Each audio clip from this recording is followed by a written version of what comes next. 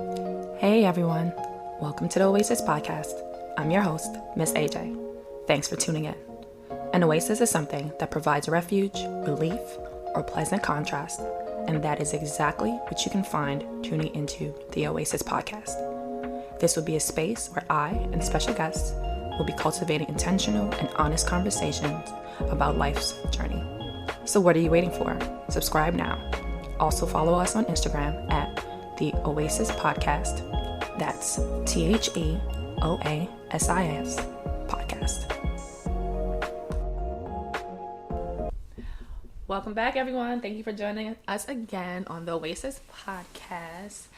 This episode, we are joined by a very special guest, someone very brand new that I've mentioned earlier in other podcasts, but he finally made time to join us today.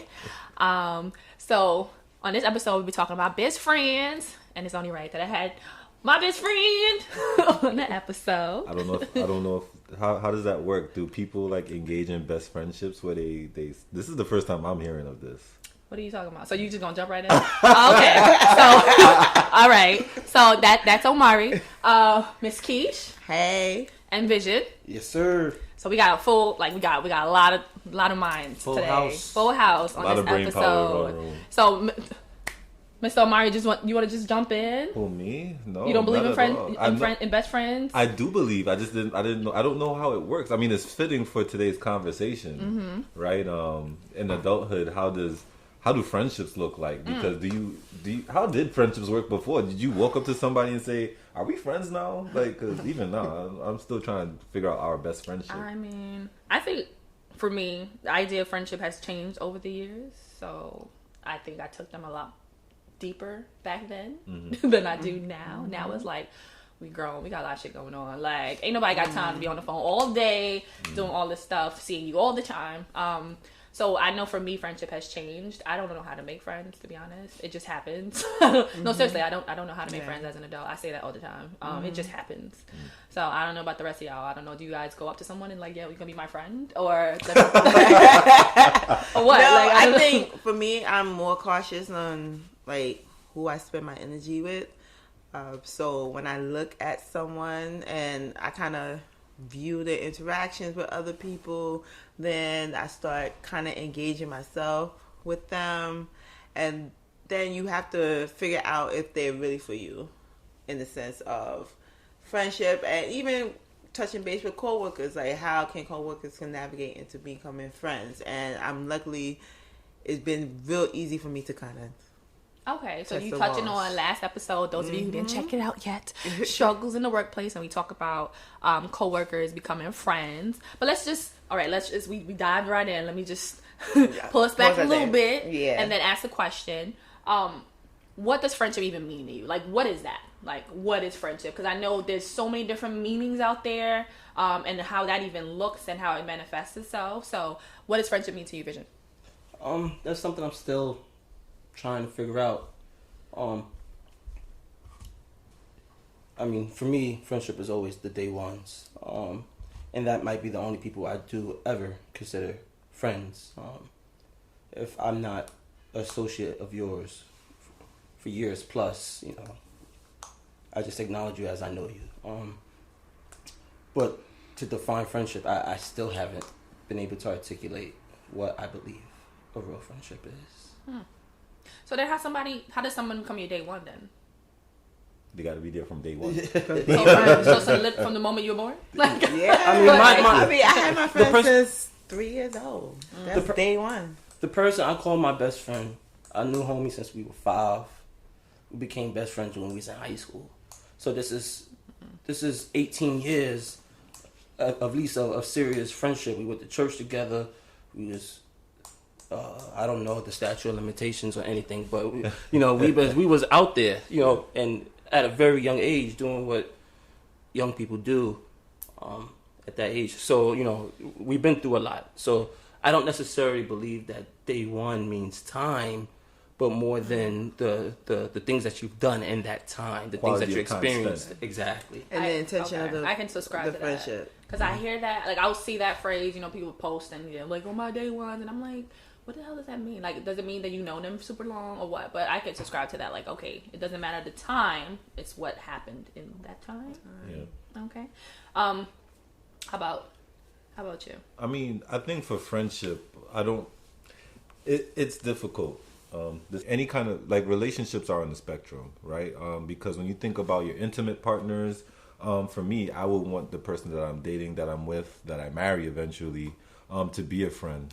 If I'm thinking about coworkers, they start off as associates, but I think kind of to what Vision was saying, understanding the quality of what that relationship brings to your life. I think that it's a kind of spiritual nature too, that when you have a kinship with somebody, like, it naturally manifests in that way. Like, even you and I, like, when I first met you, when we had a off chance outside of the office, the first time I actually saw you was in a Burger King. We were training. No, it wasn't a training. It was like... But me with shadowing. You were shadowing someone. Yes. Someone was shadowing me. Right. And yeah. See, so, like, just through being in the same room, there was no preparation for friendship, right? But through, like Vision said, time spent, being in the same proximity, us eventually getting to know each other, that's how friendships, and I guess best friendships, according to you, happen. You're not my best friend? That's okay. We're going to have to talk about That's that. okay. Maybe by the end of this, we could figure that out. By the end of this, we're going to figure it out. But I think that even in coming to know you, I wasn't personally looking for friends, right? But I think that when somebody can add something to your life, they earn a status depending on the vetting process. For sure. And there's more of like a growth, like where are you at in a specific phase of your life to add on a new friend? Like, are you in a good space where you know that person's intention is to help you grow and see certain things in a different light?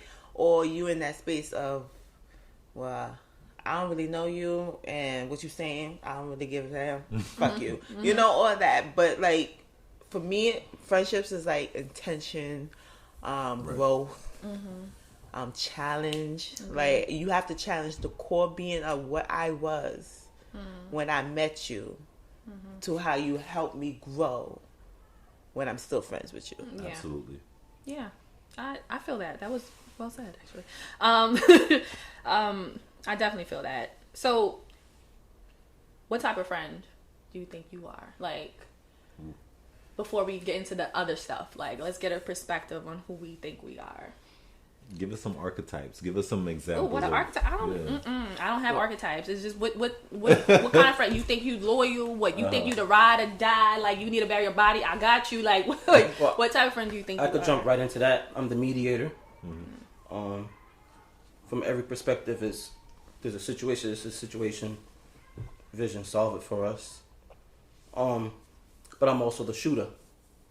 So I have a problem.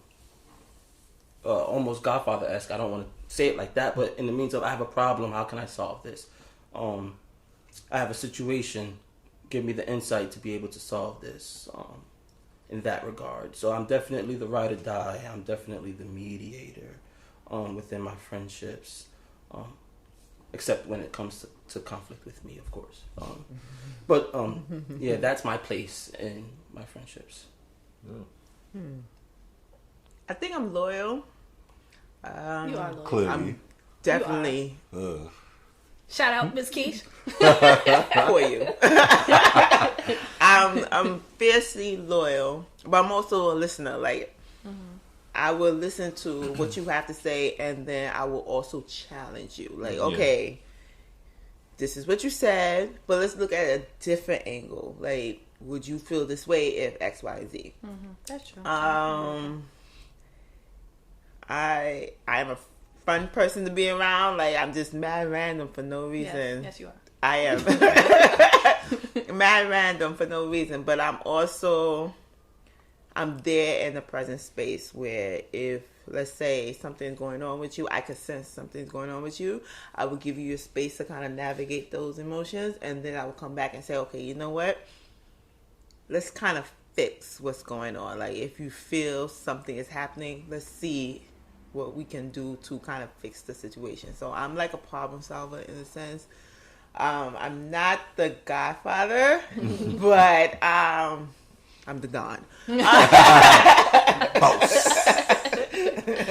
But I think I'm just a natural person, and it really depends on who I vibe with. Like, I will allow you to grow in ways that you don't think you could grow.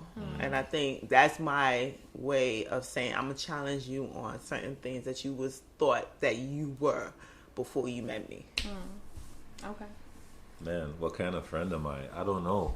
It depends, because in the ways that I've seen myself in different lights through different friendships, depending on what the need of the friendship is, like going back to the whole love language, framework of thinking. I think that kind of what Keisha was saying, like how does a person fit into your life, kind of constitutes what a friend is. And at certain times, I am the advice giver. Sometimes I'm the listener. Sometimes I'm the provider. Sometimes I'm the asker. I think that, I guess growth would be a synthesis that I like within my relationships. How growth manifests, it depends on what the needs of the friendships are. So I have my friends that we go out and we party. Yeah. I have my philosopher friends where we will just sit down and, think in the headspace all day. Like, friendships just come in different shapes and sizes. But I think that the underlying message in it, or like the underlying mission behind friendship, should be growth. This is the way that we come to understand ourselves. This is how we challenge ourselves, especially when somebody who cares about you is telling you something very real, or the fact that you need to be honest with something to somebody who you care about, worrying about their feelings. I think that friendship in that way challenges us to be better people. So I don't know. I guess I would have to just say growth all around. I don't know if that's the type of friend I am, the growth friend. I don't know. So I asked this question. I ain't even think about it for myself. I'm thinking about it now while y'all answering it, and I at first I was just like, I feel like I can resonate with a lot of what everyone said, but if you would have asked me this question when I was like 10 years ago, I would have told you like I'm loyal, like I'm loyal to a fault. You know what I'm saying? Right. Like I would say that would be my off the jump answer. And not to say that I'm no longer loyal, but I've learned to be adaptable. Right. Where I was not adaptable then, and I was like, yo, this is the type of person that I am, and you need to be like this. Right. This is the type of friend I need.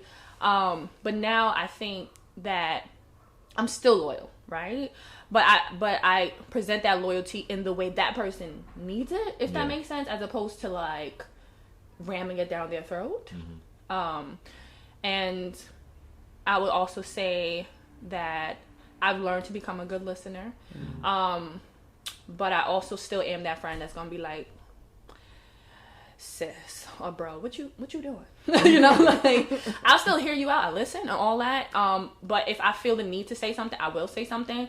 But if I do say something, it's like Out of love. Let's what's going on? So hearing everything, like one thing comes to mind, like a distinction comes to mind. It sounds like, even though we haven't touched much upon it right now, it seems like adolescent friendships are more about validation, whereas here we're talking about accountability now as adults, right? So, because even like when I'm thinking about like, so what kind of friend I am, I'm like, I don't know, the one that's gonna be annoyed with you, don't want to talk to you sometimes.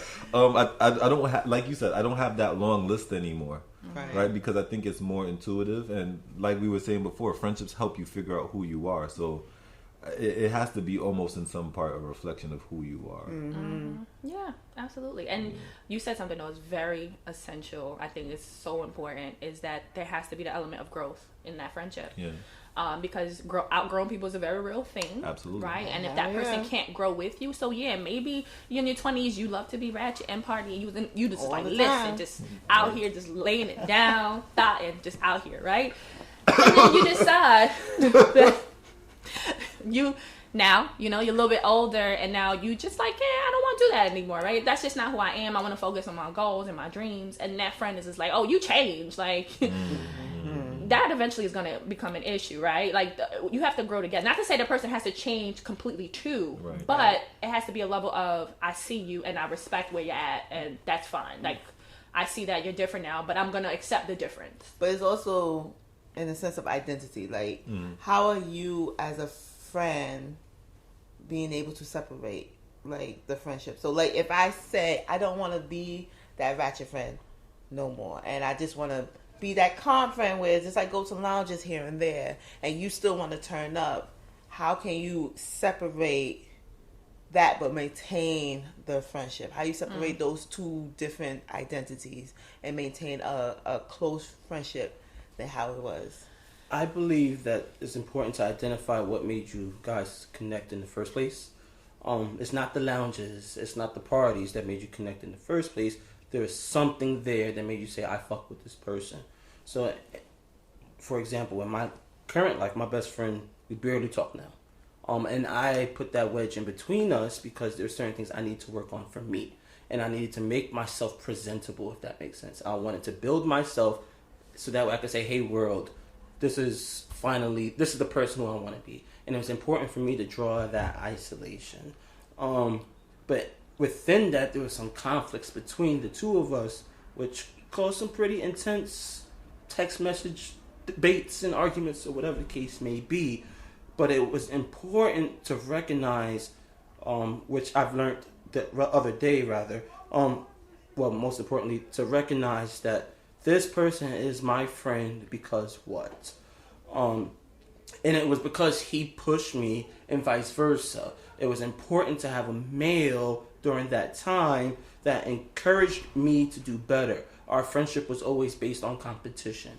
And because of that, he got this phone, I worked harder so I could afford this phone. He got this girl, I worked harder to get this girl. And and through that rivalry, we developed a healthy rivalry. A very healthy rivalry. Yeah. But we developed a very strong connection and bond.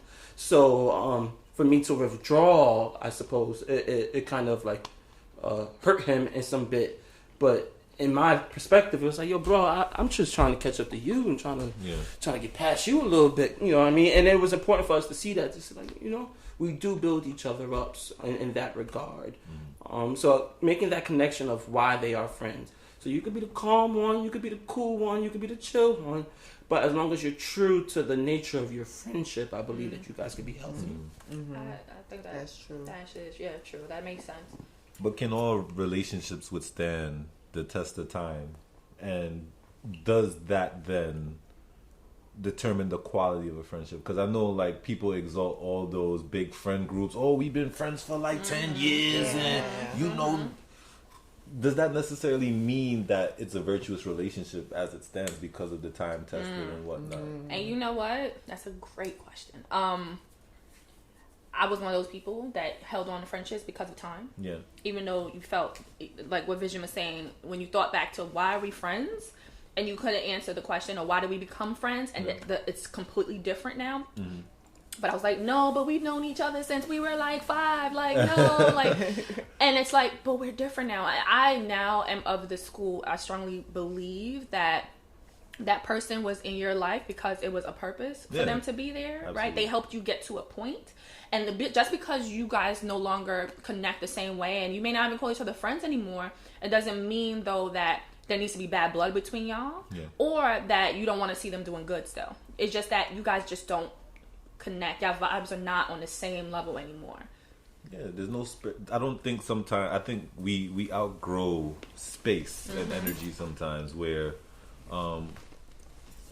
friendships provide something for you. So say in your journey, you reached a particular point where, kind of like Vision, what you were saying, like you're ready to be more entrenched in your work so that you could reach a level of success, right? So it's not to say that it takes away any quality, right, from your friendship with your best friend. It's just that in this stage of life, there's really not much space for us to be able to be with each other in that meaningful way. That we've seen each other in the past. And I think that when people see those changes, they get in their own headspace and like, oh, well, I thought we was cool. But not being able to like be okay with the shift and changes. And I think we have a problem with articulating that. Like that discomfort. Like, I used to mess with you for a long time, and then now it's like, what happened? And that conversation, it could provide discomfort, but it also could provide a chance for a new beginning. Like, for us to say, okay, you know what? I see the value in you. I see the value in me. Let's kind of mend this friendship. Or it could provide a closure where it's like, okay, we are in different levels of our lives. No bad blood. I wish you well, and I hope you prosper. And as well, I hope I prosper. And then if why you saying farewell? Why were you saying bye for? Why not say later? But it's like you have to really be open and honest with that. Like sometimes when you see someone at a different level and it's a level that you may not agree with, it's like, okay, you know what? I see you later, prosper. But like down the road, like if we at that same level, there's a potential of mending that friendship. Like it never happened, like, you know. So to tag on, I heard like a little bits and pieces from Miss Keesh and Vision. I know for me, I was fiercely loyal. I like how Miss Keesh put that, fiercely loyal, and also territorial, right? And in doing that, there was a lot of conflicts that came with that, because I was like, no, you're going to have one best friend. You're mine. I'm yours. That is it. Yeah. Right.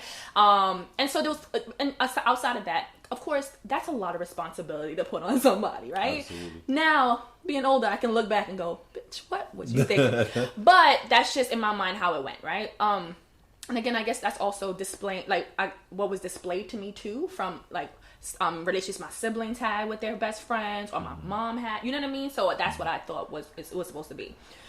So question to you all is, and you guys already started touching up on it, but in those friendships, right, the ones that you may still have, or the ones that you're working on that's transitioning, whatever, how did you all deal with conflict when it came, and were you ever able to get to a point to fully recover from that conflict? I come from a cloth where, though I may be sensitive to conflict, that we called each other out.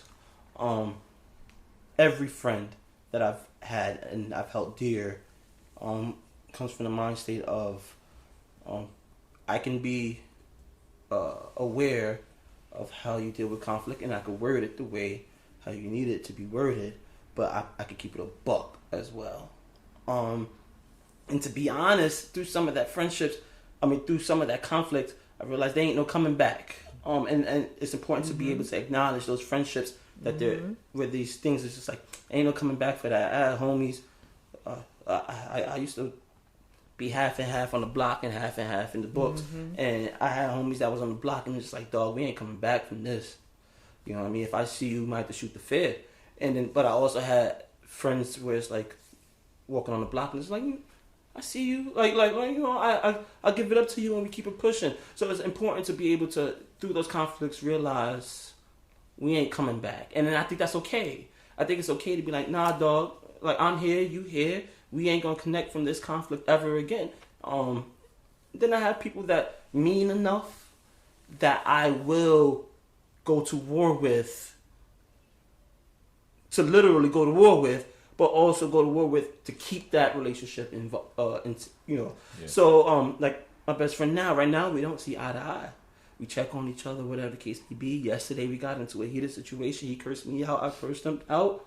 But you know what? That's going to be my dog forever. So I'm going to go to war with him. I'm going to shoot the fair one with you. If we got a box, that's cool. If we got to argue, got a text, we got whatever the case is.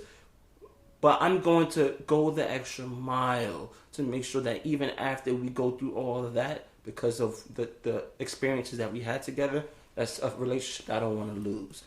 So I think it's also important to be able to say, like, this person is worth it. Yeah.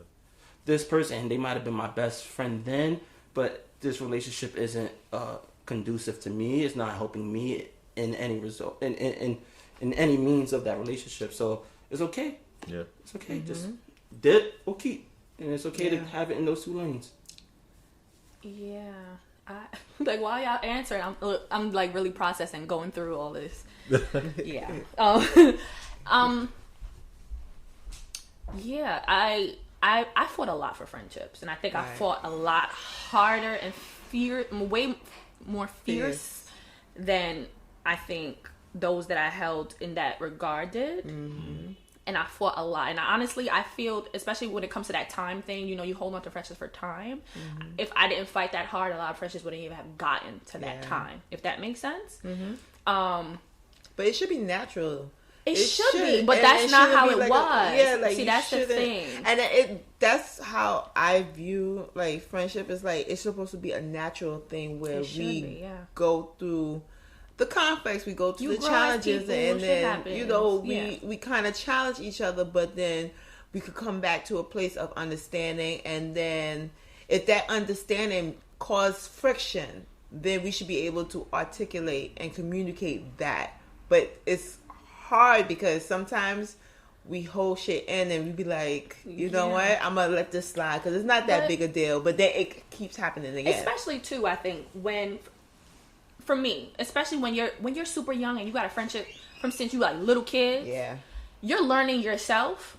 You're learning what works best for you, communication wise, what do you need emotionally, so many things, right? So I think when you have friendships that last that long, you both are learning yourselves and learning each other as you grow, right? And I think I think in those times, I feel like I was a lot more like reactive when things happen, but I was also more forgiving, if that makes sense. I don't know, like now as an adult, like I said, even though Omari ain't claiming me, I'm claiming you, best friend. I'm claiming you. We haven't known each other super long. Like, we've known each other a few years. But I feel in that time span, him along with another colleague / friend, we've known each other just the time that we worked together. I feel that I have a connection with them that's stronger than I've had with people that I've known since I was little. But I also think the reason for that, one, is that, yes, like what Ms. Keesh said, the mindset I met this person in, right? What I needed at that time, what they provided to me at that time. And also my concept of what friendship should look like was different because I was a full-blown adult at that time already too. And so would I fight for those friendships? Yes, right? But at the same time, I don't foresee that I would need to, if that makes sense. I think there's a level of understanding because we can go for weeks at a time not talking, and then I'll be in his phone like, bruh, what's going on? What you leaving? What's happening? Like, what's no, you know, and I could say I'm disowning you. Where you been? And he could be like, whoa, sis, whoa. You know what I'm saying? No, I could just do the Urkel and say I don't gotta take this. I'm going home. And so, like, whereas before, no, that would be a huge offense. Listen, I haven't heard from you in 2 weeks. Oh, this is where we at now. Like, and now it's like I don't feel I would need to have to fight for it because I think we have an understanding, right? So we can go through these phases and we both know we're going through life. And the thing is, though, we do reconnect. We connect and it's like nothing happened. Yeah. You know what I'm saying? You said Ed. I thought it was something you was going to say something else. But I also think when we was young, I think we had to hang out. You talking about? Okay. All right. Well. All right. It's okay. We can talk about that later. But I think when we was young, we had to hang out with each other because we had to figure each other out. And now we as an adult, and I had friends like this who was like, well, I haven't heard from you in weeks. And it's like, yo, I'm going through a lot of stuff. And it's not like a front on our friendship. It is more of like, I'm just kind of rebranding myself. Give me some time. So can I ask you a question? Yeah. Is it that in those younger ages we're trying to figure each other out, or are we trying to figure ourselves out? I feel like part of that discomfort that we feel when we don't hear from our friends is like, yo, what's wrong with you, or what's wrong with me that we not clicking like why this? Should I be so territorial to a friend who probably have a friend who's closer? Can I keep it a buck with y'all? Yeah. I don't think it's either. I think at that age and point in time, you're trying to figure out the world. So you don't know what life is. And now you're walking through this life, and whether the person who you thought you was walking through this life with you is now at a distance. This person that you thought was walking with this life with you might be a step ahead of you. I think it's more so not trying to figure out who you are or figure out who that person is we just don't know what to expect as people. And because we don't know what to expect as people, we're looking at people that you hope to be on a journey with you, or you hope not to be on a journey with you, and we're looking at you like, where you at? Here's your place. Where's your place in my journey, trying to figure out my life, trying to figure out what this all means. So when somebody puts that distance, it alters how you view that relationship, because you're trying to figure it out and you're hoping they're along the ride. I think any relationship that you build in regards to friendships or even romantically is about, I'm trying to figure out what this all means and where my place is with you and how you are going to help me get to this place.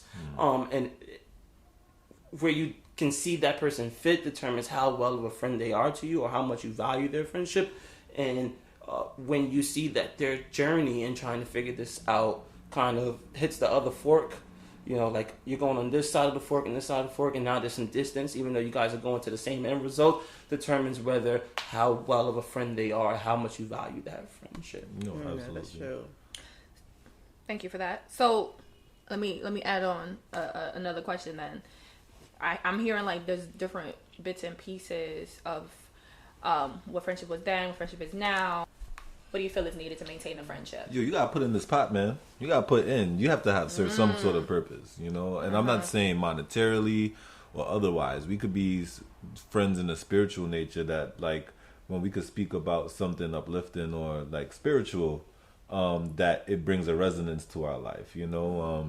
It's no longer keeping up with the Joneses or having friends just for the sake of. Yeah. I think that what I've learned, kind of like to tie in that with the conflicts, even I want to separate conflicts from fighting. So fighting for people. I think that before I was fighting for relationships for the sake of there being a relationship. You know, I'm thinking that because you're friends with somebody that this is what you should do. But not letting the candle of conflict either burn brighter or just like out. Yeah. You know, and I think that it's okay for friendships to reach ahead and say, okay, we've reached to the point of our moment and let's move on. Right? But yeah, you have to bring something to the table now, right?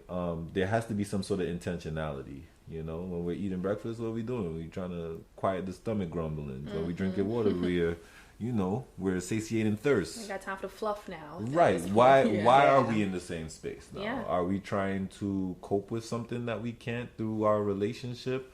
Are you that friend that I could, or that person I could depend on in this area? Or are you fulfilling me internally in some ways?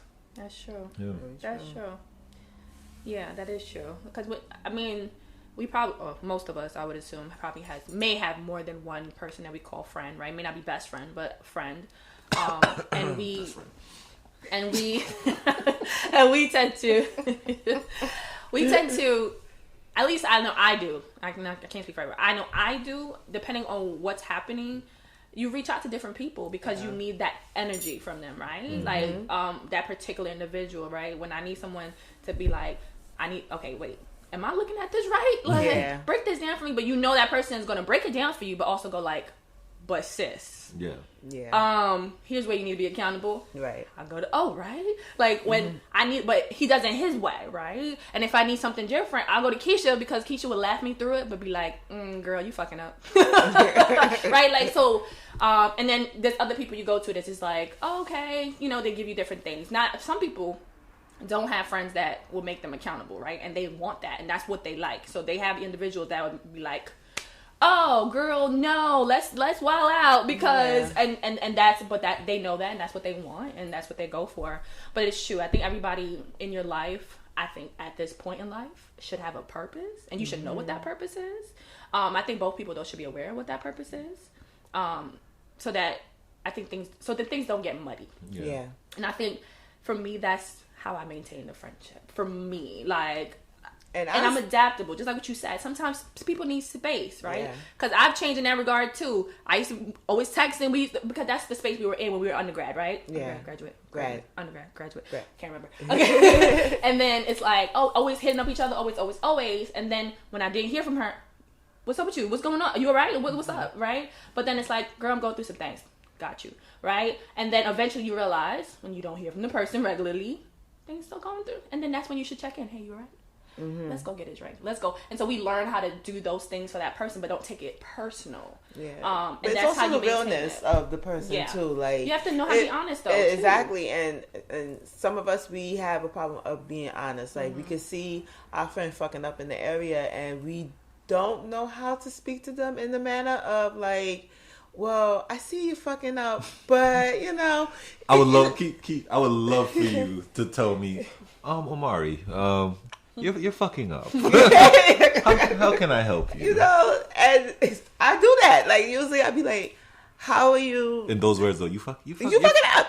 You in that fucking tone, up. Yeah, And the fucking up. You're fucking up. You're fucking up. She said. I would not even sugarcoat nothing. And I think some people have the issue of being real because for me, I'm me 100% of the time. So there's no need to sugarcoat. If my tone offend you in some manner, you should be allowed to say that to me. And I'll take it like, okay, you know what?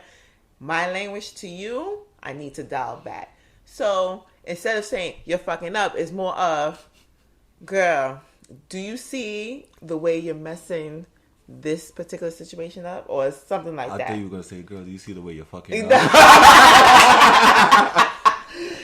In my mind, I want to say that, but it's like more of I'm remembering that person boundary of my language may not be sophisticated for them, So I'm like it's more of being honest in the nature of letting them know certain things that's happening in life, but then it's also being able to accept what they have in my life to say, you know what, girl, Keisha, you fucking up. Like, and are you able to take that? And that's what friendships are for. It's like, sometimes I can't handle the truth.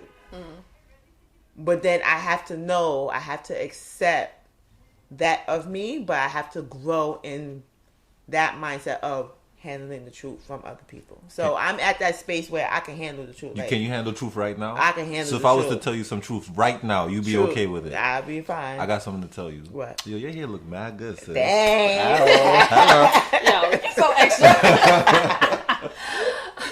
But I think Keesh touched upon something important. I think knowing your threshold as an adult for what your expectations are out of a friendship and what your friends or people who you want to be as friends, to know their threshold and what they can offer is important. And I think Vision kind of touched upon it too, regardless to what you call that relationship, just knowing what your expectations are, because it's very easy to get caught up in thinking that people don't care about you when they're not doing certain things for you. But again, I think one thing that we all agreed upon here is that things change and manifest differently over time, right? So if this part of the friendship that you treasured so much, so you're trying to be ratchet, you're trying to go out there and have a hot girl summer, and your friends think you too old now. Right, but no, like there's people who have kids, then life circumstances changes, right? Like, do friendships or how we look at friendships change at that point? And I think that it's okay if it does, because it's to say that, all right, this is the crux of what I need someone for. And that goes back to even the fighting. What are you fighting for? Is there something to fight for where something could mend? Or is that there are some very real expectations that people have in this relationship, whether frivolous or very realistic? Can these people collaboratively work together and maintain that virtue of that relationship? And if not, then I don't think it's a matter of people being bad or good. It's just the relationship doesn't serve us anymore in the way that... I think there's a level of trust that's needed though to be built before you can even want to be honest or accept honesty, right? And I think that depends on the friendship, because I forget who mentioned it earlier, but some friendships, you go to one friend for this and one friend for that, right? You want to turn up, I got friends for that, right? You want to talk about stocks and bonds, I got friends for that, right? And you build a level of trust in regards to what you need from that person, if that makes sense. And I think depending on that degree of trust built depends on how much honesty you give and how much you were willing to accept. And the crazy thing about it though is that, at least for me, and I felt that some relationships, it takes years to build that trust and that honesty, and other relationships it's off the jump. right? And I definitely think it has to do with what you said about that energy and that vibe that person gives you, and also with that point in the life where you meet that individual. For sure. Like I can attest to that for sure. And again, like what you said, regardless of the name of the relationship, intimate, not intimate, friendship, whatever, I think it applies there as well. That this relationship, it took you 2 months, and you and that person were the best of friends and partners, and with our lovers. And then another relationship, it takes like 2 years before you guys even broke a threshold to be like, oh, you kind of dope. All right. So it depends. I kind of want to challenge that. I think sometimes we could be very detrimental in the demise of a friendship, and we don't know it because of that concept of trust. So your friendship or your relationship with someone else differs from how it is with everyone else. Your relationship with Keisha is different than your relationship with Omari, and my relationship with Keisha is different than my relationship with Omari. So because of that, the person I'm presenting myself to be to somebody else is going to be completely different. Now, if that event there's something real that's happening between my friendship with Keisha, and I need to be able to express that, whether you trust me or not, I should have the freedom and the security, at least, as a quote-unquote friend, to express that. Now, whether you trust it or not is a whole other, it's a concept that you have to deal with yourself. Sounds like a personal problem. It's a personal problem. So if I see something, and this is, like, if I see something in Keisha, and it's like, yo, this hurt me, but she's like, yo, but this is how I am with somebody else, that doesn't matter. Because we're talking about our relationship and our friendship with each other, and not with your friendships with everyone else. So I think we have to be very, very careful on that concept of, I trust what you're saying, because the person that you are, the person I am to Omari, is not the same person I am to AJ, is not the same person I am to Tony, who's not the same person I am to Keisha or whoever, even to my mother. So we're different people within all our relationships. So we have to be very careful with that concept, and from my opinion, because you could be hurting your friendship when you think you're protecting yourself, or you think you're trying to add to that friendship in that regard. I hear that. I don't agree, though. I'm not different people with different people. Yeah. I'm the same person with those people. And me providing that person with what they need doesn't mean I changed who I am. If that makes sense. In the friendship, if I know Keisha needs laughter in the friendship, I'm not going to be disingenuous in providing that laughter. It's going to be genuinely me giving her the laughter, right? But if I know Omari needs intellectual conversation, that's still a part of me. I'm not providing you something that I can't I like to give. Right. But what I'm saying is, I'm still me. I'm still that same individual. And if we are all in a room together, one person ain't gonna be like, oh, she acting different. Everyone's gonna see the same thing, because that's who they get when I'm with them individually or together. The energy of the relationship. So like that varies. Everyone presents, and for me, that was something I had to learn. That I had a best friend, and literally, and I say had a best friend, and literally every friend that she was around and I was around to see it, she was a different person. And for me, that boggled my mind.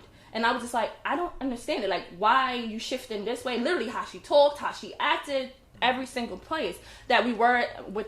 To me, that doesn't make sense, right? And I had to take my own time to, first I judged her for it. I'm going to be honest, right? Then we got to the point where it's like, can we talk about this? We talked about it. And then I got to the point of my own personal understanding of it. However, just because that's who she is, and that's her dynamic, and she had her reasons for it, does not mean that I have to also be that person and do that. I can understand it. Doesn't mean I'm subscribing to it. Right. I'm not that person. I am who I am with everyone, right? Mm-hmm. Now, in regards to providing, right, everybody will need something different from me. Mm-hmm. Right? But all those parts of me are still genuinely who I am. Yeah. I'm not creating that or fabricating that to give it to them at that point. It's like each relationship is heightened with certain bits and parts of ourselves to that particular friendship. I'm gonna cuss like a sailor with you and then not cuss like a sailor with you. Yeah. No, you can both gonna get me cussing. Like, it's just because that's who I am. Like, that is who I am, period. But, even in both approaches, at least there's like a thought process behind it. And I think Right. a lot of people don't have that thought Correct. process Yeah. when it comes to like, well, how do I navigate friendships? So what about, we're talking about mature friendships in our 30s, right? What about people who are in their 30s who haven't crossed that threshold of maturity, so to speak? Because, you know, even that phrase in itself, maturity, could be taken in so many different ways depending on who. Right, yeah, different contexts. But what about somebody who in their 30s, they're still not able to have fruitful relationships? They're still using like an adolescent means of evaluating friendships. What could you say to that When you person? say adolescence, So like you could say like what, up to 25 adolescence runs up to now? Yeah. Well, I guess I pose that question more because it's about, let's be selfish here. It's about what you can provide to me. And to be honest, it's about how much of this am I willing to provide to you, and it's the value of what you're providing. So it's kind of hard for me to see that concept of adolescence when it's like, if I just need you to hang out and smoke some bud with me, then that's the nature of our friendship. You my guy, I call you up for that, and then so I can identify you as that person and still value that time or whatever the case may be. So it's hard for me to understand that concept maybe of adolescence. But sometimes people take advantage of that. So like I lost a friend because I was that pinpoint person for them. So yes, we was bonded in the sense of he had some trauma and he had all these situations that kind of made his friendship skewed. However, it was like, well, I know I could rely Keisha on getting me a beef patty and Flatbush because he lived out here. And it's like all this time he used me to get something for him, but then it was like, but are we really friends? Are we really friends? Are you using me for a purpose of getting certain materials from Flatbush from? Because they know you're dependable. Exactly, and seeing my dependent and using that and heighten that dependability.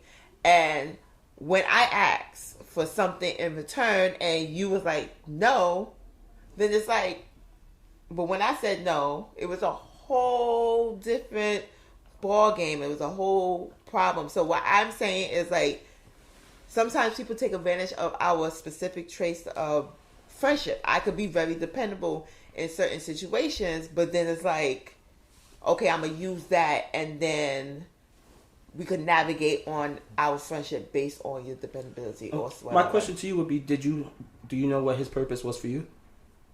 Because it was clear in this situation, it seems like he might know what your purpose is to him. Yeah. But do you know what his purpose was for your life? If they even cared. Even care. That's another thing. Like, we talked, we had like deep conversations, and he would be try to call me out on my shit, and then when I do the same thing, it was like, wait, hold on. And it's like, but you're so willing to call people out on their shit, but when someone touched the crevice of your trauma, it's like, it's a whole different ball game. So in that sense, no, I didn't know. However, after the situation that happened, it was just clear to me, like, okay, I see your toxic ways. I'm gonna remove myself in the situation. Was that right to just blank off not talking to you? It depends. That's what you needed. That's what I needed. If I don't need to talk to you, I don't need to talk to you. Like, if you said it was all right for you to say no, then it was all right for me to not talk to you. So you have to accept certain boundaries of that. I think all friendships, all relationships, like, you go through learning curves, right? Yeah. You have to go through experiences to know, oh, okay, you're this type of person or that type of person. For me, and again, this is strictly my opinion, I felt that I became, or I was able to better understand other people when I understood myself. Mm-hmm. You can't sit here and try to read people. You can't sit here and try to break down people's shit, and you are not aware of your shit, or not willing to look at your shit. In if you are open to talk about your shit. You have to be in the process. I think we're all forever growing and learning our shit, right? But you have to literally, I feel, take a good look in the fucking mirror and be able to, like, take that look and really feel that. And I think for a lot of people in relationships, in friendships, is they're so quick and so easy to be like, hey you, this is this and this and this. Or quick to insult. Well, it comes off at insult for sure. And I would take it as an insult, especially if I know for a fact this person, you haven't even done the work to know who you are. But yet you want to sit here and tell me about who I am. And I think that part is important. Why? Why is that? I forgot where I read it. I don't know if we talked about it. I can't remember. But someone said it about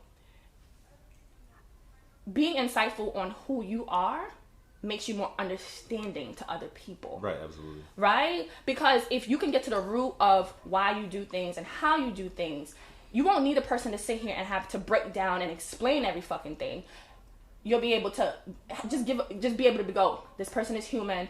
I understand because you understand yourself. If that makes sense. Or even like checking your own expectations, because yes, and it helped with that as right. well. Exactly. Because for me, it did for sure. I've had relationships where things have changed over time, and I was still stuck in the land before time. You know what I mean? And as not, I wouldn't want to say permission, but as things organically changed and I was trying to hold on to one encompassed part of time, I was the one that was slow moved or had a hard press or even like a negative volition against that person because I wasn't able to handle that, you know? So being self-aware and saying, you know what, this is not them, it's a me problem. Yeah. This is a me problem, and being able to be secure in I would say navigating what that new relationship would look like, where the two people could coexist with the new parameters or whatever it looks like at that time.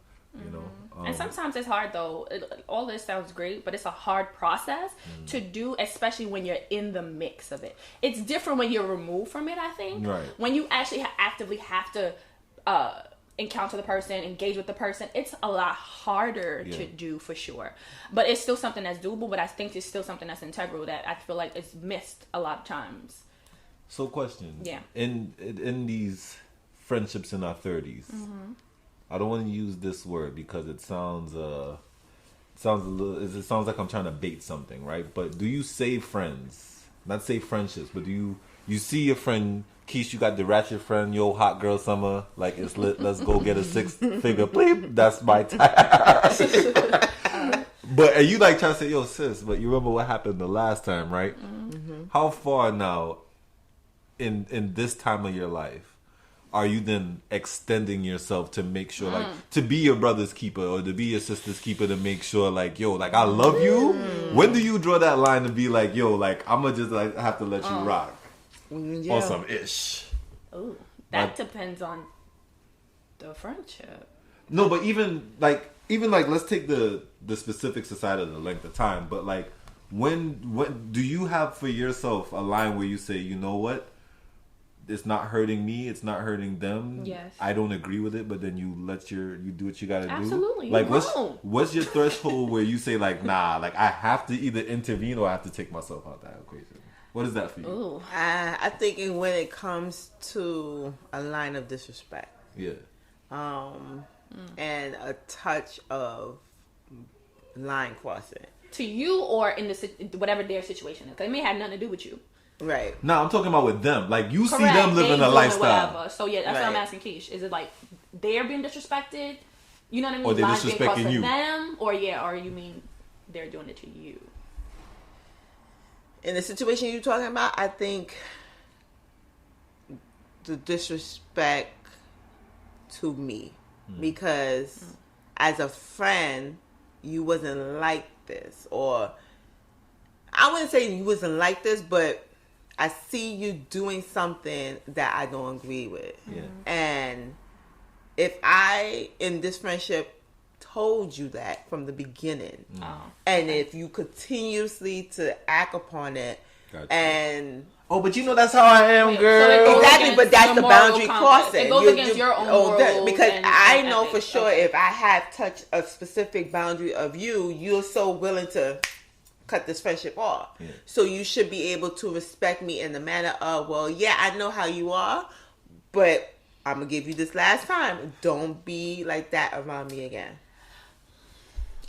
That's a trigger conversation for me too, because they got those you gotta take me as I am or friends. Yeah, and that's a hard thing too. It's like you want a friend to accept everything of what you are and what you're willing to give, but then you have to accept. I think that's different. If what they're doing is literally doesn't touch your life, like get you in Meaning, trouble, like all right, jail example, time? you have, let's say you have a homeboy, right? You have a homeboy dating a married woman or some shit. Yeah. Morally, that may not be your shit. Right. Yes. But they ain't got nothing to do with you, right? Yeah. So here's what I'm saying. Morally, bro, that's fucked up, right? Mm-hmm. And I think when they probably tell you that the first time, you're like, wait, are you serious? Are you dating her? Oh, okay.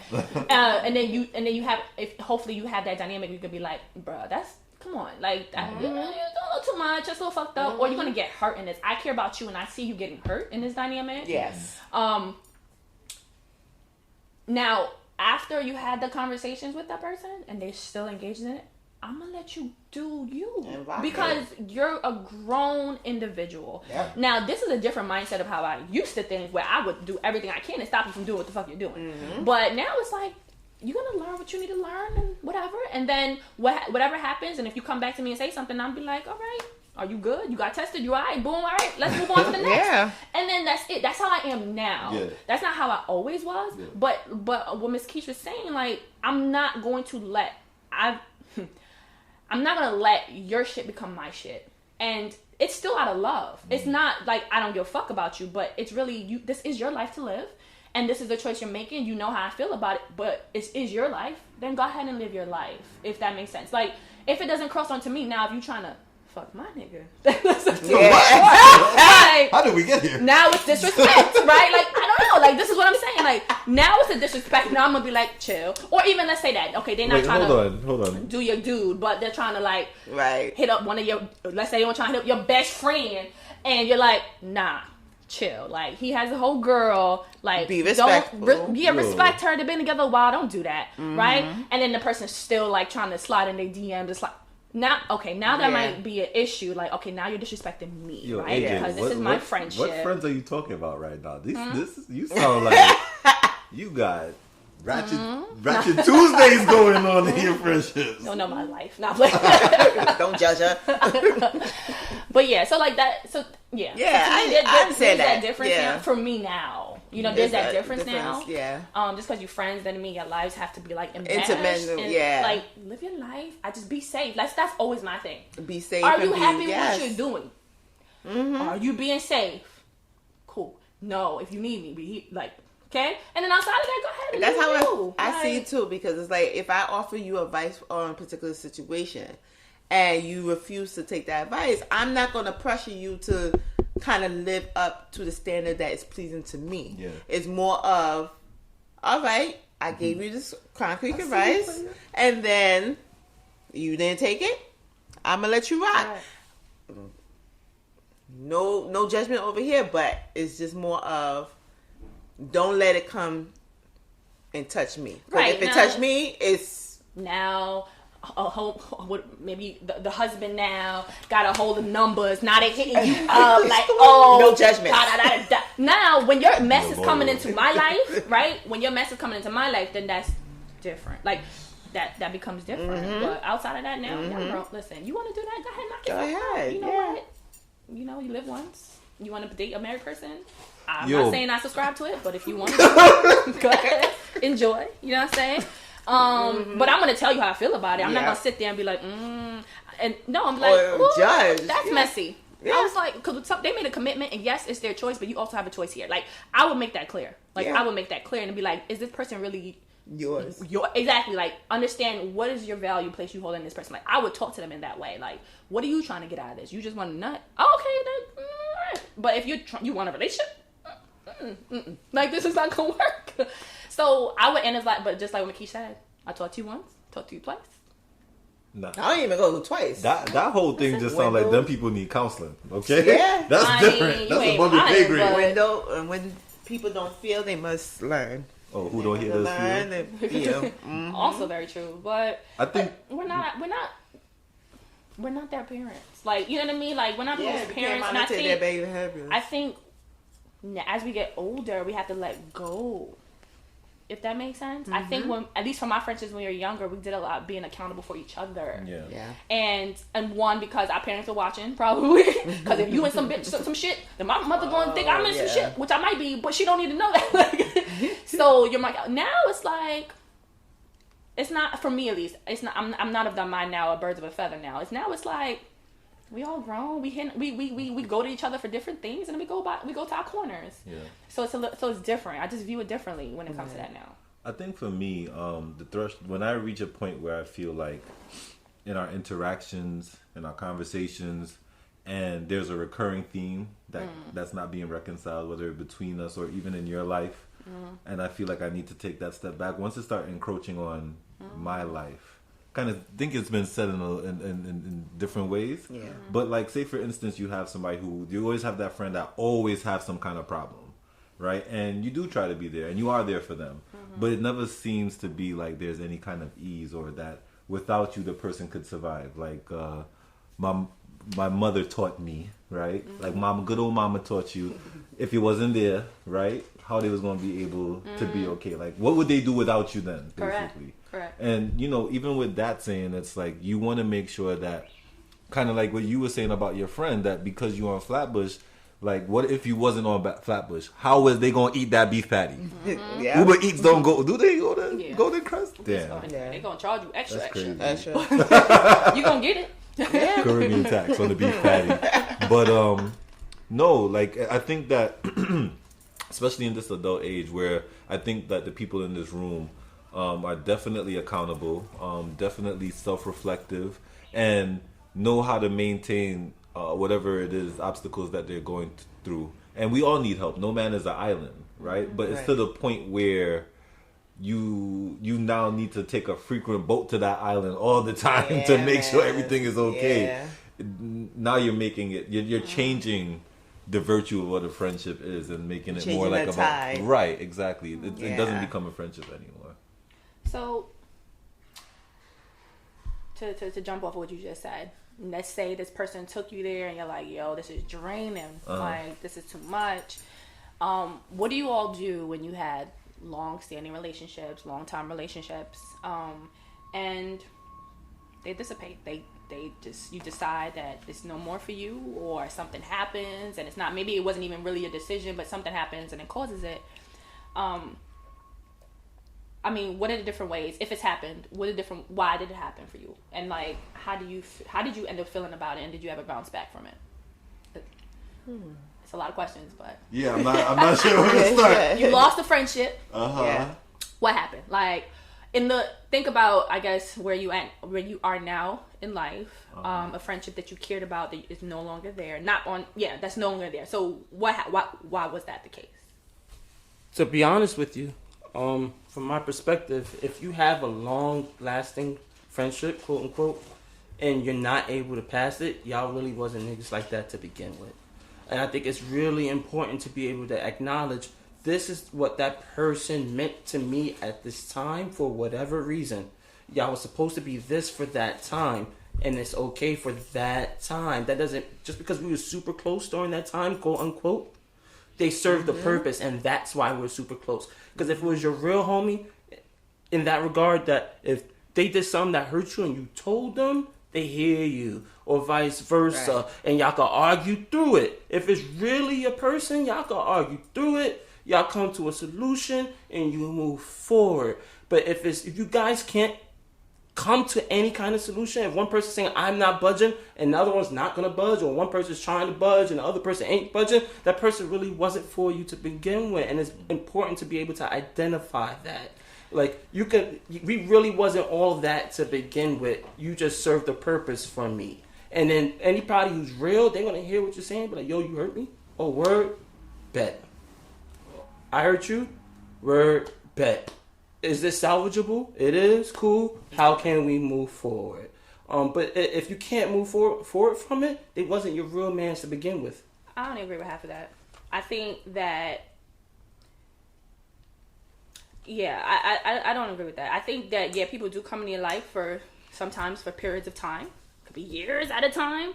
And in that time, they serve the purpose. But just because the relationship is no longer doesn't mean that they weren't what they were to you at that time.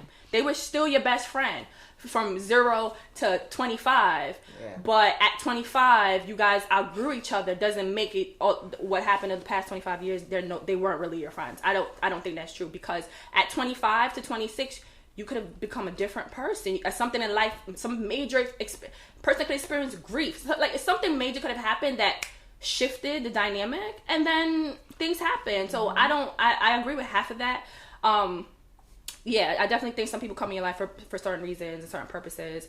But if relationships no longer happen, they're no longer there, doesn't mean that they weren't real. It just things happen. People outgrow each other. And sometimes it could be something happens in that moment, right? Like what Miss Keesh was saying. Right now, where we are in life, we're not seeing each other. We're just not connecting like how we needed to, right? But if you guys, again, I do believe if you guys were real friends, or if you guys had that real like connection, right? That maybe later on, maybe after that person gone over that hurdle, or after something, whatever, you guys can reconnect. Sure. You know what I'm saying? But the relationship not being able to get through this thing at that point doesn't mean that it wasn't a real relationship, or it wasn't a real friendship, or you wasn't a best friend, or whatever the case is. Because we grow and things change, and so it happens. To clarify that, yes, people do grow and people do become different. But real recognizes real, and if somebody sees it that there's a trauma that caused you to be this way, or somebody realizes that there's a growth that you're hitting, they respect that. And it's important to be able to acknowledge, like, giving space to a situation is definitely different than giving space to a situation is definitely different than completely abandoning it. But when you have to completely abandon a friendship, quote unquote, let's be real. How real was that person to you if you had to completely abandon? Now, if there's a space when y'all need like that, you get a year, 2 years, 3 years, whatever, how long it takes, and you guys reconnect, then clearly there was something there that was real. And I'm not challenging that notion. I'm talking about that concept of like, yo, I just got to dead this guy. Right. I got to dead him. Then there was nothing really real there if you just got to be like, yo, I got to dead this person. It could have been real to one person and not to the other, though. Which is what I mentioned earlier. Like, there could be somebody trying to move there and the other person ain't trying to move, whatever the case may be. So it's important for you to know your intentions and the other person's intentions as well. Yes, I do agree in that regard. So what happened? Okay, so you lost the friendship. So, I mean, I don't know if anyone has a story they want to share about how the friendship got lost. But essentially, how did it feel? And, like, were you able to bounce back from it, essentially? Meaning, either were you guys able to reconnect? Or were you able to develop another friendship that was as strong? Oh, I had a friend from middle school, and we transitioned into young adulthood, and we was good friends. I helped her with a serious point of her life where she was cutting herself, and I used to check in on her just to make sure that she was okay, even like visit her from time to time. And as we transitioned into young adulthood, she was dealing with a taken man. I mean, the man was in a relationship, and I knew the guy too. We was all in middle school together, and I told her once, and that was it. She did what she had to do. And I'm also friends with the man's girl, because that's from high school. And one time, the girl from high school invited me to the baby shower. So I told my friend, I said, I'm not going to the baby shower out of respect of you. But she posted a picture that I liked. So I liked it. Naturally. I love everything. You see me on Facebook. I love everything. And she took such an offense to that. But you didn't go, though? I didn't go. Okay. I just liked it. I liked the fact it was family. It was, whatever. And I liked it. And woke up to a voicemail. Oh, you fake, you phony. Just liking a picture. You fake, you're phony. I don't want nothing to do with you. And for me, I felt that situation could be salvageable. It was just like, well, you know my nature. I love and like everything. Is no issue. But like, she took offense for me liking something that the boy was not even in the picture. It was just the girl. Like, she took a nice, beautiful picture, and I sincerely liked it. So it was like, you're fake, you're phony, and it was just like, are you really removing this relationship because I like one picture? And to me, I tried to salvage that relationship, and then I realized that she had toxic behavior because it's like she felt that I was not loyal, and she come and told other people and made people feel like I was disloyal, like I was hanging out with the girl. I never hang out with her in the day of my life. I just like one picture, and from time to time she hit me up here and there, how you doing, what's going on, and I talk to her here and there, but it's not the same. It's just, it was just like, I saw your toxic behavior as something that I dismissed at the time, but now I'm at the space of growth. I don't need it. Yeah. I don't need it at all. Chances. I'm not going to take chances. And it was so funny. The same person that she was telling, like, I was faking phony, who was agreeing, came back to me, was like, yo, she dead in a relationship with me over something similar of your nature. And I thought it was so astounding. Like, y'all was crucifying me. Y'all put me to the cross for liking this picture.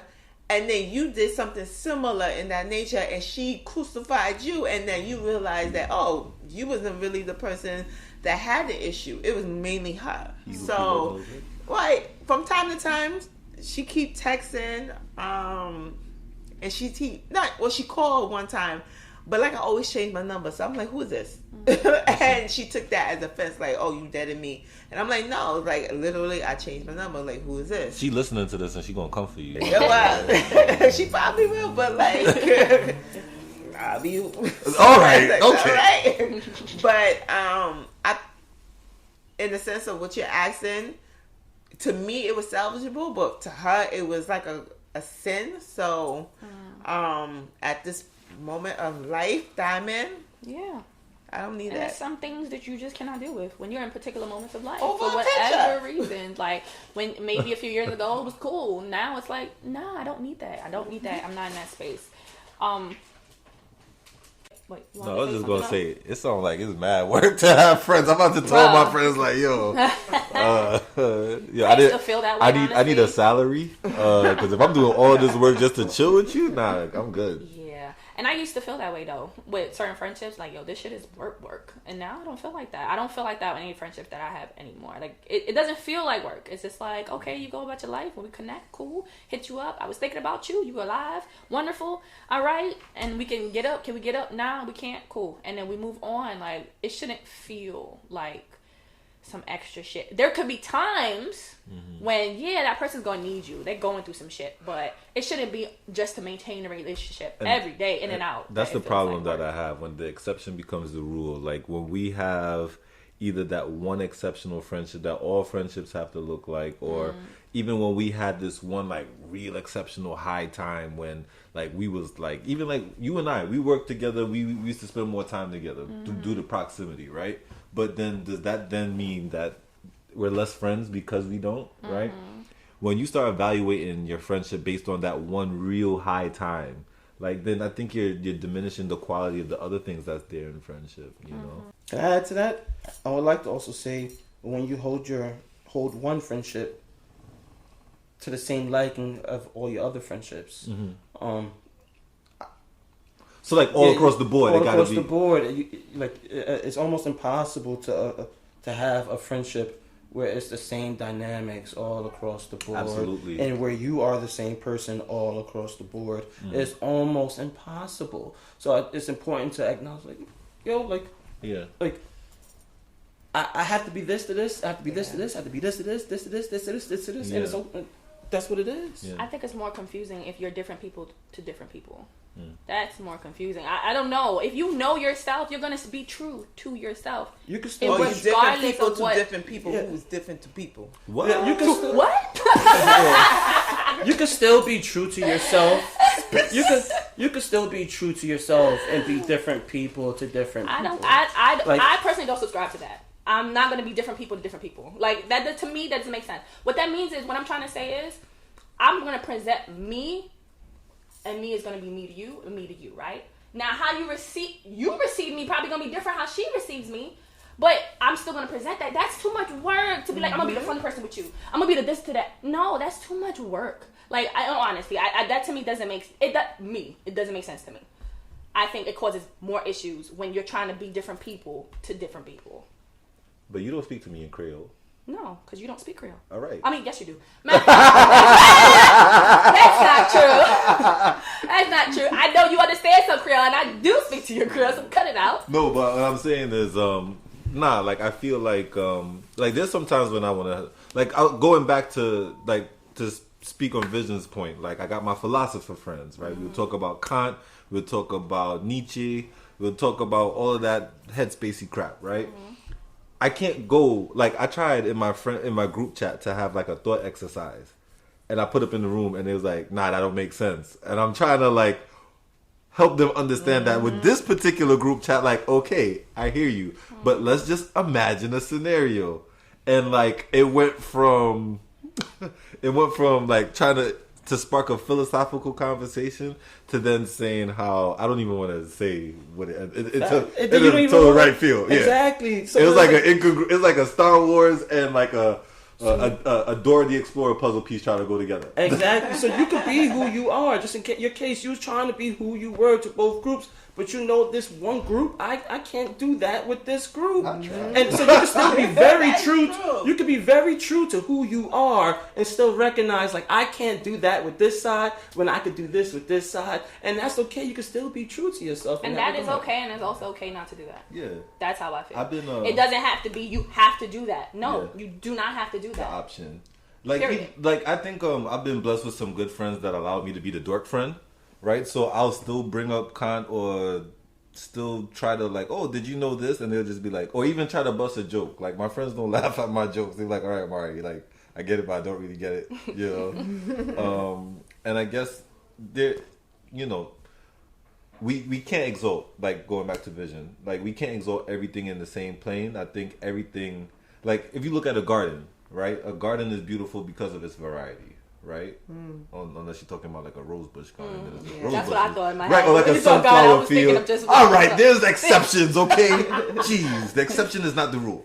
But no, I think when you look at a garden, or you're looking at variety, you know, you got your dandelions, your daffodils, and your lilies, and your roses. I'm just trying to name some. Relax. I'm messing with you. But and it's because of the color and the variety, and even when you think about a recipe, right? A recipe has different spices. They all have different stages, so every one of them is integral. Even though the main star of the dish might be cheese, they're supporting things underlying it or around it that make it the holistic. Every has different layers to them, and different layers are gonna people are gonna receive those different layers differently, right?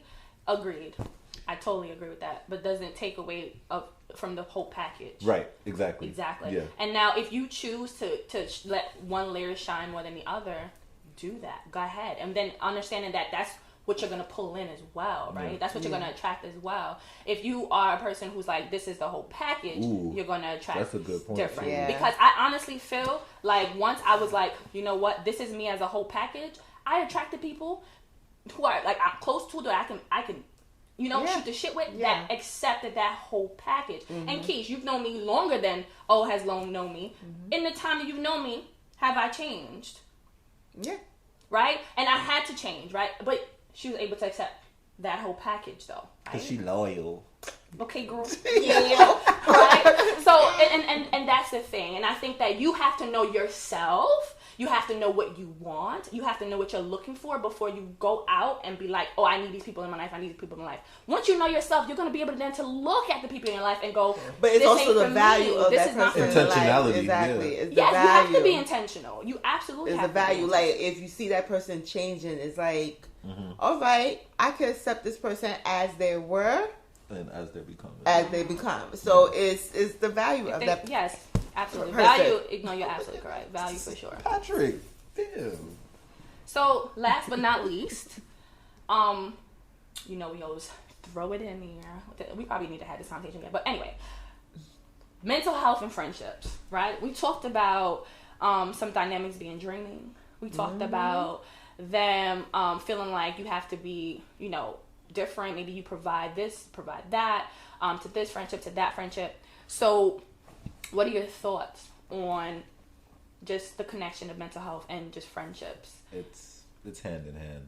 Yeah. It's hand in hand. Why do you say that? Anytime you have somebody close to you that is in a vulnerable space, right? It's almost like a key to your inner self, right? It's a way that people reflect on themselves, they evaluate themselves. I think earlier you mentioned depending on how much you can trust the relationship would heed to how much you can listen and accept what they're saying.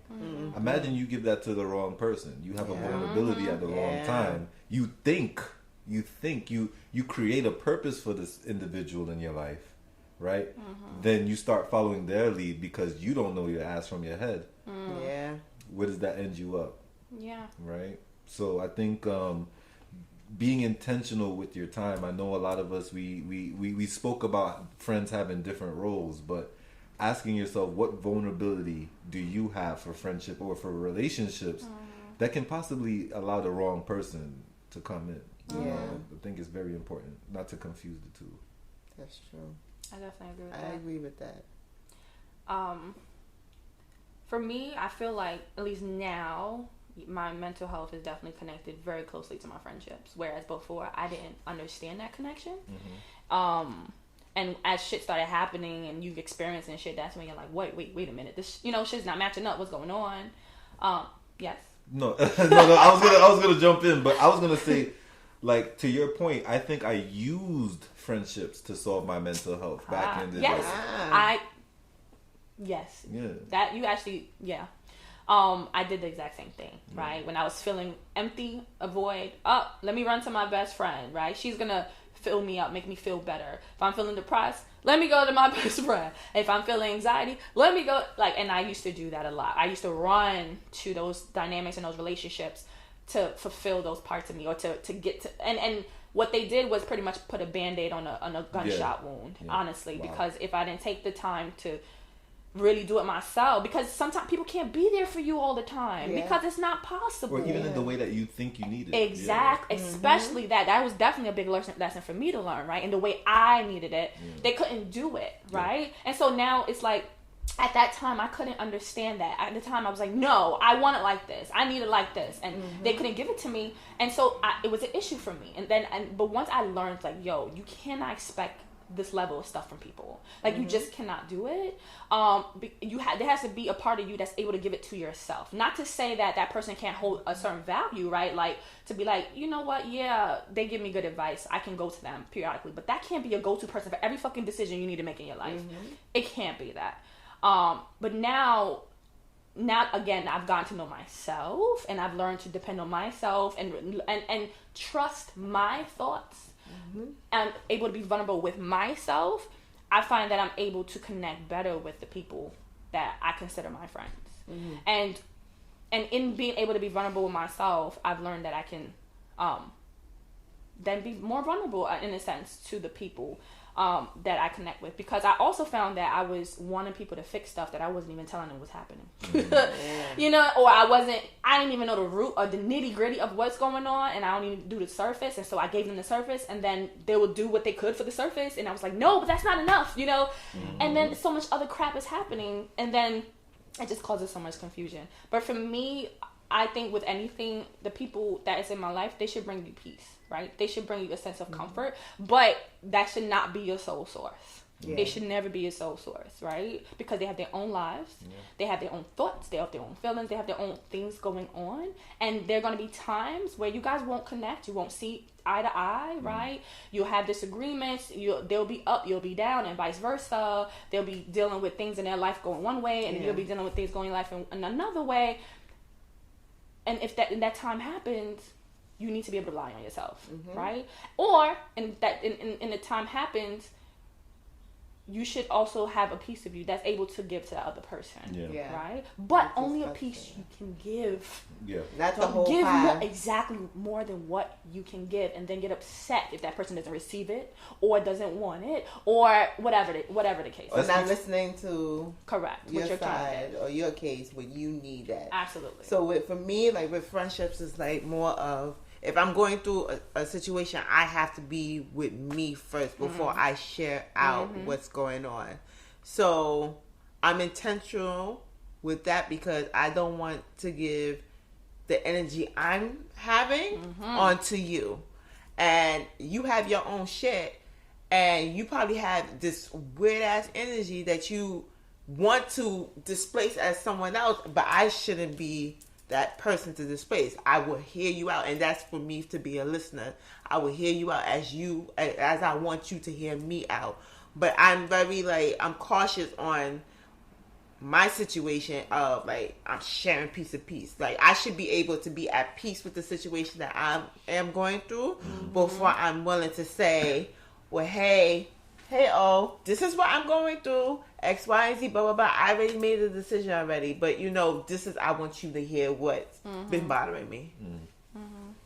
And that kind of speaks to, I think, another level where your friend with your beef patty friend, as we refer to them, where you saw that it was even encroaching on your own mental health, needing to be that provider and losing a friend in that instance. So definitely understanding where your mental health is before, you allow the friendship to spill into it is important. Yeah. So let's end off on a positive note.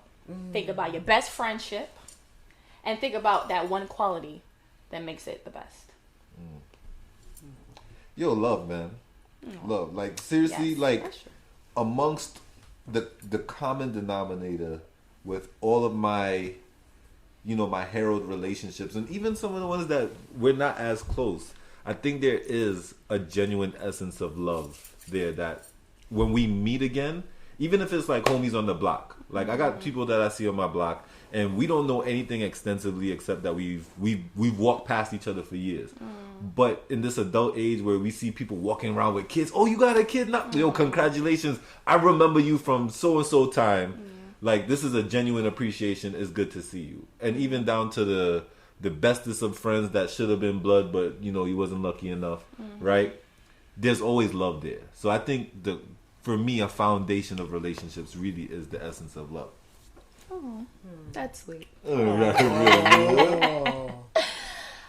my number is 555. See, we need to save that for the part 3 of Dating While 30, okay? If you want to hook up. For me, I think thinking of the relationships that I cherish the most are the relationships that I can bring myself 100%, and that person takes the time to see me, right? And not they see me. I can't emphasize that anymore. You know what I mean? Even in the moment we could be disagreeing. We know, sis, I'm talking about B, and I'm like, D? They can, and they're making a face because you know what it is.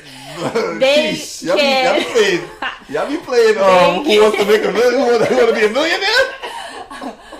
They can, and then I think what you said is true because I think there's that love there, but they see me enough to be like, yo, I know she's not really trying to fucking make me want to shoot myself right now.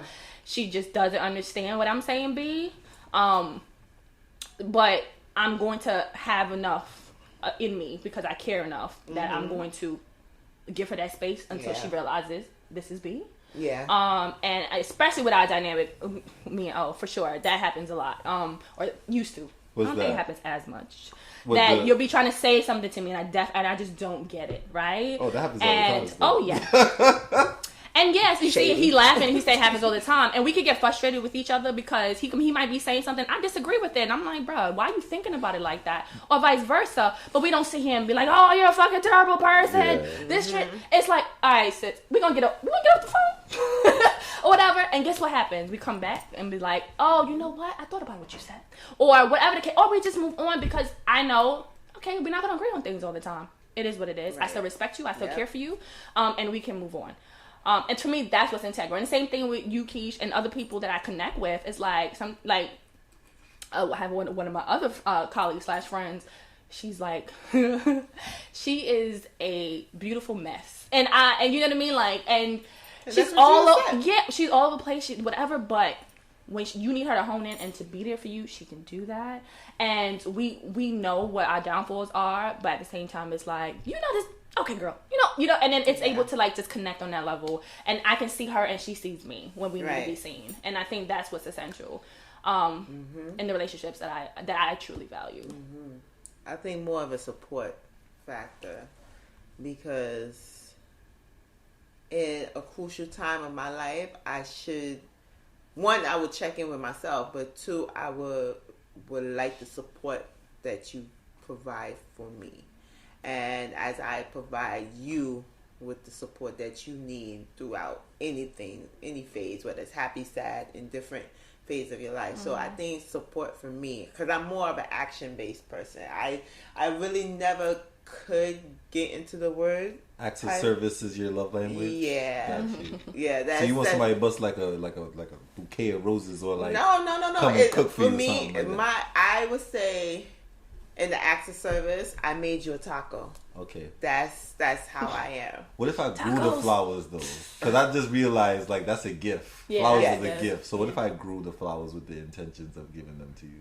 I would accept that. Yeah. Is that service? Yeah, okay. I would accept You'd be that. like, with the service, I don't necessarily need the flowers right away. Got you. It's more of I thought about you. Here's the flowers. I'm like, oh, okay, that's sweet. Thank you. But me, I give to give and don't need to receive back. And that's what I see as support. Like, I give you the support that you need to grow. And even if that support means cutting me off, by all means, I'm supporting you in that decision. And I'm not going to, like, try to stray you away from the decision. But I wouldn't expect something back from you unless it's, like, what you want to give. I'm not going to force you to give to me. Like, if I made you a taco, I expect you to give me a quesadilla. Yeah. No, it's supposed to be a genuine reciprocation of the relationship. You hungry? I'm hungry. I ain't had no lunch yet. Last but not least, Vision, something positive that you take away from one of your top friendships. Regardless of whether if it's something we want to hear or not, we say what we got to say with the best interests at heart. My best friend, we argue all the time, and a lot of the time she's right, and he'll say a lot of the time Derek is right. Whether if we're prepared to hear it is a whole nother concept, or we're ready to hear it, a whole nother concept. But I keep it a buck, he keep it a buck, and it is what it is. And we disagree on it, we shut down, we come back, and when we're really ready to be able to be like, yo, it is what it is. As long as we can push each other to maximize our potential, I'm Gucci. All right. Thank you for joining us. For today's Connection Corner, I leave you with: know your place in people's lives and act accordingly. It's not pride, it's self-respect.